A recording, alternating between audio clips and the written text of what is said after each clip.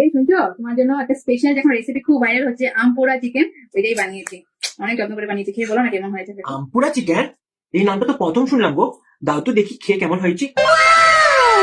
আমি চাটনি শুনেছি, আমের ডাল শুনেছি, আমপুরা চিকেন এটা তো নতুন করে খেয়ে দেখতেই হবে।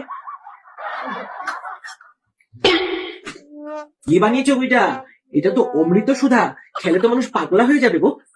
আরে ভালো তো হবে, আমি বানিয়েছি না। যারা মাংস ভুজি প্রাণী আছে না, ওরা মাংস খাওয়াই ভুলে যাবে এই চিকেন খাওয়ার পর। ওরা বলবে কি আমাকে সোয়াবিন দাও, লাউ দাও, মিষ্টি কুমড়া দাও, ভেজ হয়ে যাবে, পুরো একদম ভেগান হয়ে যাবে, ভেগান।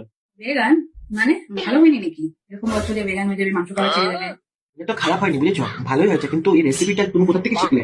এটা কি অরিজিনাল রেসিপি না এটার মধ্যে নিজের কিছু মানে বুদ্ধি ইস্তেমাল করেছো? ও, অ্যাকচুয়ালি না, আমি একটু নিজের বুদ্ধি লাগিয়েছি, ভেবেছি আম তো টক টক ব্যাপারটা হলে বেশি ভালো লাগবে, তো তার জন্য আমি এটার মধ্যে মধুটা দেইনি। ভেবেছি যে আমি নিজেরাই একটু কিছু ইউজ করি এটার মধ্যে, তার জন্য মধুটা স্কিপ করে বাকি সব কিছু দিয়েছি। কেমন হয়েছে বলো? এত ভালো লেগেছে না, ভেবেছি যখন থেকে সব সময় এই চিকেনটাই বানাবো। ও, মধুই তো নি, বাহ সাব্বাস, তোমাকে মানতে হবে। তুমি একটা কাজ করো তো, এই খাওয়াটা যা বানিয়েছো, এটা আজকেই ফার্স্ট, আজকেই লাস্ট করে দাও। কেন কি এই খাওয়া ডেলি খাওয়ার মতন না। তুমি তো মাস্টার শেফ, মাস্টার শেফরা যে কোনো ডিশ একবারই বানায়, বারবার বানিয়ে কেন ডিশটাকে নষ্ট করে দাও? এটা যা বানিয়েছো হেভি হয়েছে।